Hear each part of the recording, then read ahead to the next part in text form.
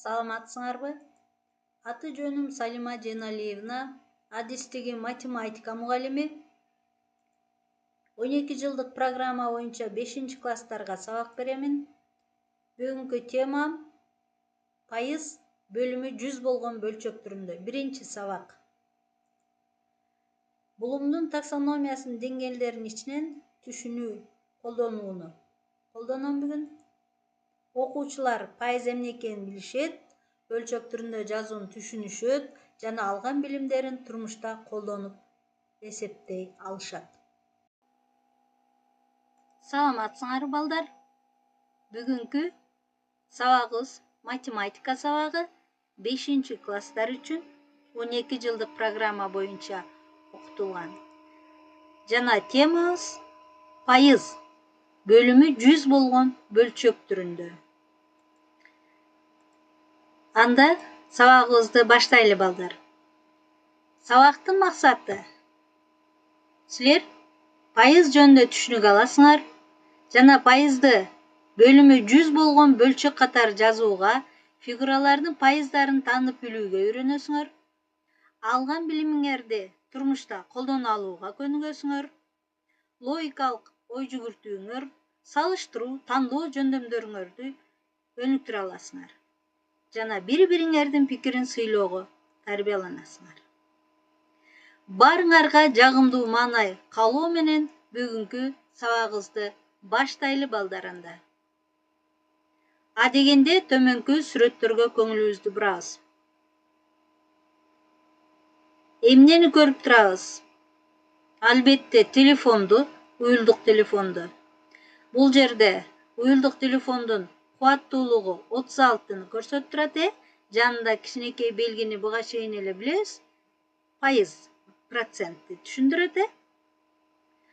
50% арзандатуу кийим дүкөндөрүндө бардык кийимдерге арзандатуу бар болуп жатыр. Ушуну түшүнөбүз.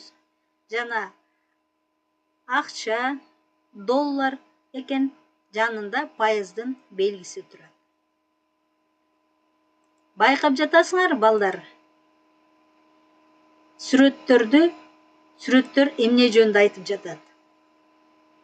Күнүмдүк жашоодо мындай белгилерди дагы кайсы жерлерде жолуктурабыз?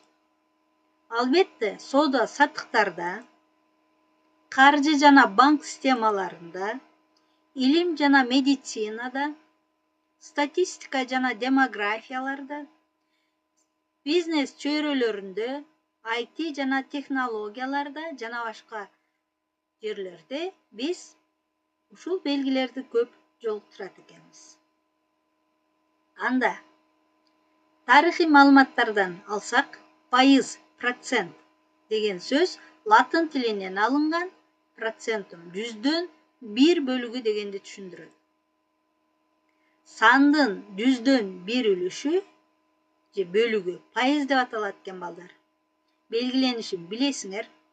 Ал эми математикалык жазылышы мына 1%ды 100дөн 1 деп жаза алабыз. Башкача айтканда бөлчөктүн бөлүмү 100 болот экен. Ал эми ондук бөлчөк түрүндө 0,1 деп жаза алабыз. Бул ондук бөлчөктөргө өзүнчө дагы токтолобуз. Анда балдар, бул 1 бүтүн алма. 1 бүтүн алма, Ушунун тең жарымын биз кантип жазып алабыз? Албетте билесиңер, 2ден 1 деп бөлчөк түрүндө жазып алабыз, жөнөкөй бөлчөк түрүндө. 0,5 деп ондук бөлчөк түрүндө жазып алабыз. Жана суроо, дагы кандай форматта жазып алсак болот, кандай сан түрүндө жазып алсак болот? Тең жарымы дегенден кийин, албетте 50% деп жазып алсак болот экен. Унутпайбыз балдар. Кийинки мисалга көңүл буралы. Гүл өсүүчү аянтчада 100 гүл бар. Алардын 45% кызыл.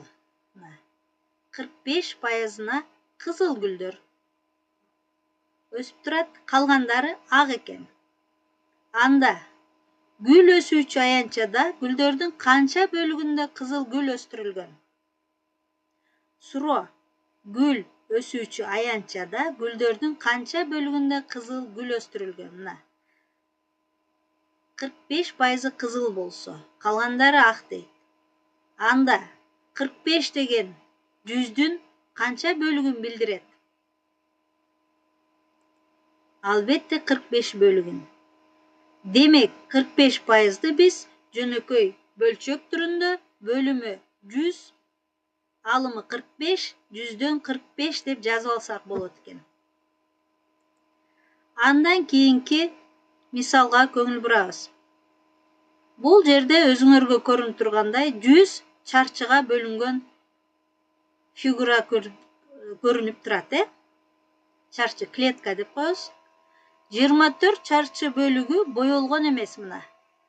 24 чарчы бөлүгү боелгон эмес. Канча бөлүгү кызыл түскө боелгон? Суроо. Канча бөлүгү кызыл түскө боелгон? Жоон пайыз түрүндө жана бөлүмү 100 болгон бөлчөк түрүндө айткыла. Ана жоон пайыз түрүндө жана бөлүмү 100 болгон бөлчөк түрүндө айтабыз. 100дөн 24 кемитип, ушинтип эсептейли. Анда жоо 76% кызыл түскө боелгон же бөлчөк түрүндө 100дөн 76 деп жазып алсак болот экен. Азаматсыңар. Төмөнкү пайыздарды жөнөкөй бөлчөк түрүндө айтабыз. 35%ды бөлүмү 100 болгон бөлчөк түрүндө кантип айтабыз? Туура, 100дөн 35. Андан кийинки мисал 55%ды 100дөн 55 деп айтат экенбиз. 71%ды кантип айтабыз жөнөкөй бөлчөк түрүндө? Албетте бөлүмү 100 болуш керек. Туура, 100дөн 71. 63%ды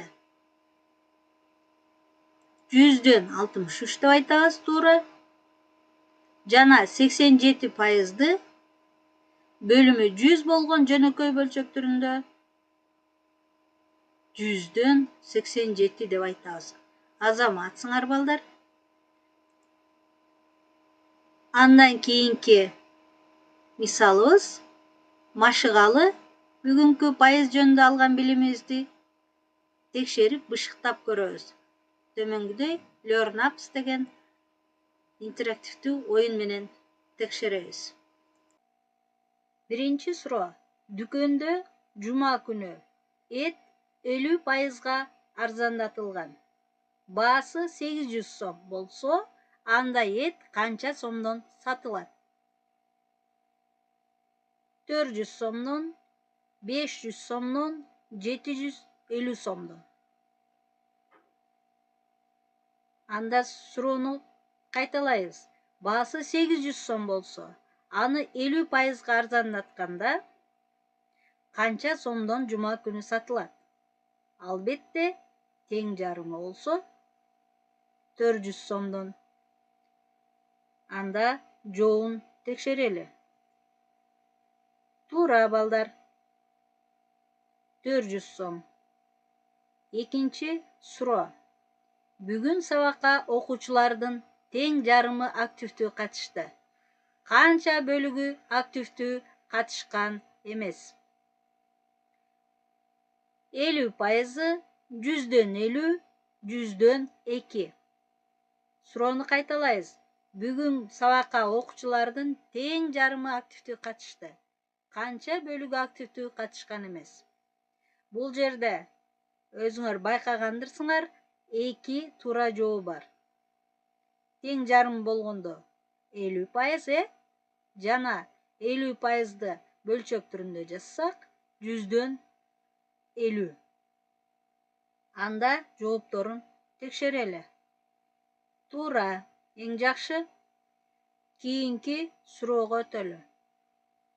Төмөнкү бөлчөктөрдүн ичинен 74%ды бөлүмү 100 болгон бөлчөк түрүндө көрсөтүлгөн туура жообун тапкыла дейт.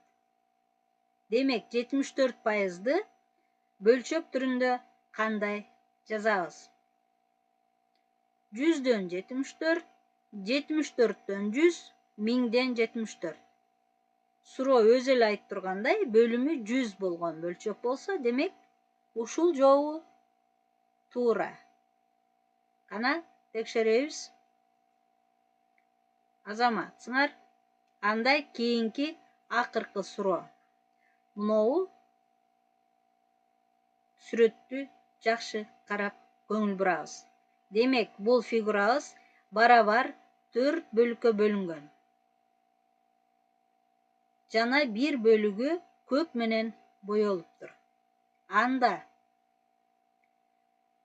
жооптору фигуранын 25% көк менен боелгон, фигуранын 100дөн 25 бөлүгү көк менен боелгон, жана үчүнчү жообу 100дөн 1 бөлүгү көк менен боелгон дейт.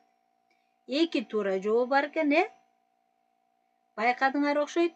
Демек, бул сүрөт өзү эле айтып турат, фигуранын 25% көк менен боелгон. Анда бөлчөк түрүндө айтсак, 100дөн 25 бөлүгү көк менен боелгон. Жоопторун текшерип көрөлү. Туура. Азаматсыңар балдар. Эң жакшы.